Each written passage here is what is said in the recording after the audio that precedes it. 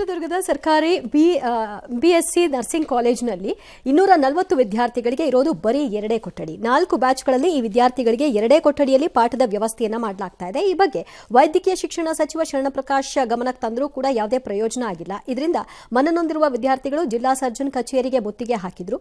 ಅಗತ್ಯ ಸೌಲಭ್ಯ ಕಲ್ಪಿಸುವಂತೆ ಆಗ್ರಹಿಸಿದ್ರು. ಈಗ ಅಲ್ಲಿ 2 ರೂಮ್ ಇದೆ, ರೂಮ್ ಇಲ್ಲ. ವೈದ್ಯ ಮಂತ್ರಿ ಗಮನಕ್ಕೆ ತಂದುಬಿಟ್ರು. ಅವ್ರು ಏನ್ ಮಾಡ್ಬೇಕು? ಎಲ್ಲಿ ವ್ಯವಸ್ಥೆ ಇದೆ ಅಲ್ಲಿಗೆ ಶಿಫ್ಟ್ ಮಾಡಿ ಎಲ್ರಿ ಮಾಡ್ತಾರೆ. ಯಾಕೆ ಸರ್? ನೀವು ಒಳ್ಳೆ ಕತೆ. ಆಸ್ಪತ್ರೆ ನಡೆಸಕ್ ಕಾಸಿಲ್ಲ ಇವ್ರ ಹತ್ರ. ಒಳ್ಳೆ ಕತೆಯಲ್ಲಿದ್ದೀರಿ ನೀವುಗಳು. ಇನ್ನೂ ಬಂದಿಲ್ಲ, ಬರುತ್ತೆ, ನೋಡ್ತಾ ಇರಿ. ನಾಳೆನೋ ನಾಳಿದ್ರೊಳಗಡೆನೋ ಟಿವಿಗಳಲ್ಲಿ ಕೆಳಗಡೆ ಇನ್ನೊಂದು ಶಾಕ್ ಬರುತ್ತೆ ನೋಡಿ. ನಾಳೆನೋ ನಾಳಿದ್ದ ಇರಬೇಕದು ಮೋಸ್ಟ್ಲಿ. ಇನ್ನೊಂದು ಶಾಕ್ ಜನಕ್ಕೆ.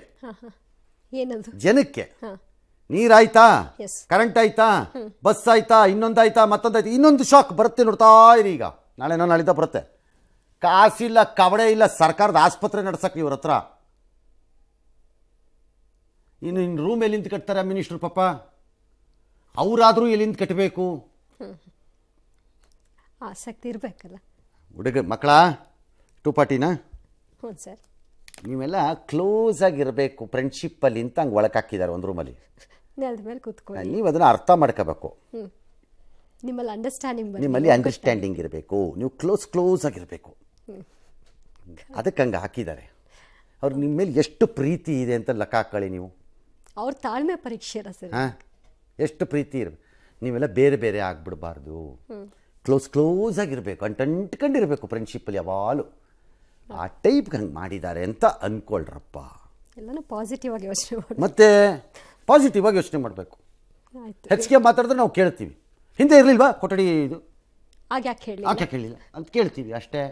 ಟ್ರಂಪು ಅಮೆರಿಕಾದಲ್ಲಿ ಕ್ರಿಸ್ ರೈಟ್ ಅಂತ ಒಬ್ಬರು ಲಿಬರ್ಟಿ ಎನರ್ಜಿ ಸಂಸ್ಥೆ ಅದರ CEO ಅವ್ರನ್ನ ಆಯ್ಕೆ ಮಾಡ್ಕೊಂಡಿದ್ದಾರೆ ಇಂಧನ ಕಾರ್ಯದರ್ಶಿ ಮಂತ್ರಿಯಾಗಿ. ಮಂತ್ರಿ ಅಲ್ಲ ಕಾರ್ಯದರ್ಶಿ ಅಂತಾರೆ. ಕಾರ್ಯದರ್ಶಿಯಲ್ಲಿ ನಮ್ಮಲ್ಲಿ ಥರ ಮಿನಿಸ್ಟರ್ ಅಂತಿಲ್ಲ, ಅಲ್ಲಿ ಕಾರ್ಯದರ್ಶಿ ಆಗ್ತಾರೆ ಏನೇ.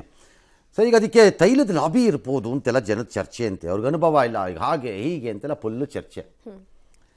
ನೀವು ಯಾರು ಏನು ಚರ್ಚೆ ಮಾಡಿದ್ರೇನಪ್ಪ, ಜನ ಅವ್ರಿಗೆ ಅಧಿಕಾರ ಕೊಟ್ಟಿದ್ದಾರೆ, ನಿರ್ಧಾರ ತಗೋಬಹುದು. ಈಗ ನಮ್ಮ ದೇಶದಲ್ಲಿ ಉದ್ಯಮಿಗಳನ್ನ ಹೇಗೆ ನಡೆಸ್ಕೋತಾರೆ ಅನ್ನೋದು ಆ ರಾಜಕಾರಣಿಗಳಿಗೆ ಗೊತ್ತು. ತಮ್ಗಾಗದೇ ಇದ್ರೆ ಅವನನ್ನೇ ಬೇಕಂಡು ಓಡಾಡೋದು. ಹಂಗೆ ಅಲ್ಲಿ ಉದ್ಯಮಿನೇ ಕರೆದು ಅಧಿಕಾರದ ಕೀ ಕೊಡ್ತಾವ್ರೆ. ಅಲ್ಲಿ ಉದ್ಯಮಿನೇ. ಎಲಾನ್ ಮಸ್ಕ್ ಏನು ಉದ್ಯಮಿ ಅಲ್ವೇ? ಇವರು ಕ್ರಿಸ್ ರೈಟ್ ಏನು ಉದ್ಯಮಿ ಅಲ್ವೇ? ಇನ್ನೊಬ್ರು ಯಾರನ್ನೋ ಹಾಕಿದ್ದಾರೆ, ಎಲ್ಲರೂ ಅಲ್ಲೇ ಅಲ್ಲಿ ಕೊಡ್ತಿದ್ದಾರೆ. ನಮ್ಮಲ್ಲಿ ಕೀ ಕೊಟ್ಟಿಲ್ಲ, ಆದರೂ ಬಿಸ್ಕೊಂಡು ಓಡಾಡ್ತಿರ್ತಾರೆ ಜೊತೆಲಿದ್ರು. ಎಸ್. ತಿರುಪತಿ ತಿಮ್ಮಪ್ಪನ ಭಕ್ತರಿಗೆ ಟಿಟಿಡಿ ಗುಡ್ ನ್ಯೂಸ್ ಕೊಡ್ತಾ ಇದೆ. ಇನ್ನು ಮುಂದೆ ಕೇವಲ 2-3 ಗಂಟೆಯಲ್ಲಿ ಸಾಮಾನ್ಯ ಭಕ್ತರಿಗೆ ದರ್ಶನದ ವ್ಯವಸ್ಥೆ ಆಗುವಂತೆ ನೋಡ್ಕೊಳ್ತಾ ಇದ್ದಾರೆ. ಟಿಟಿಡಿಯಲ್ಲಿ ಕೆಲಸ ಮಾಡ್ತಾ ಇದ್ದ ಅನ್ಯ ಧರ್ಮೀಯರ ನೌಕರರಿಗೆ ವಿಆರ್ಎಸ್ ತೆಗೆದುಕೊಳ್ಳುವಂತೆ ಸೂಚನೆಯನ್ನ ಕೊಡಲಾಗಿದೆ. ವಿಆರ್ಎಸ್ ತಗೊಳ್ಳೋದು ಅಥವಾ ಬೇರೆ ಇಲಾಖೆಗೆ ವರ್ಗ ಮಾಡ್ತೀವಿ ಅಂದಿದ್ದಾರೆ, ಏನೋ ಒಂದು ಅಂದಿದ್ದಾರೆ. ಬಟ್ ಅದು ಮುಂದೆ ಆಗದಂಗೆ ನೋಡ್ಕೋಬೇಕು, ಮತ್ತೆ ಆಗಬಾರ್ದು ಅಷ್ಟೇ. ಇಲ್ಲಿಗೆ ಮುಗಿಬೇಕು ಟಿಟಿಡಿಗೆ ನಾನು ಹೇಳ್ತಿರೋ.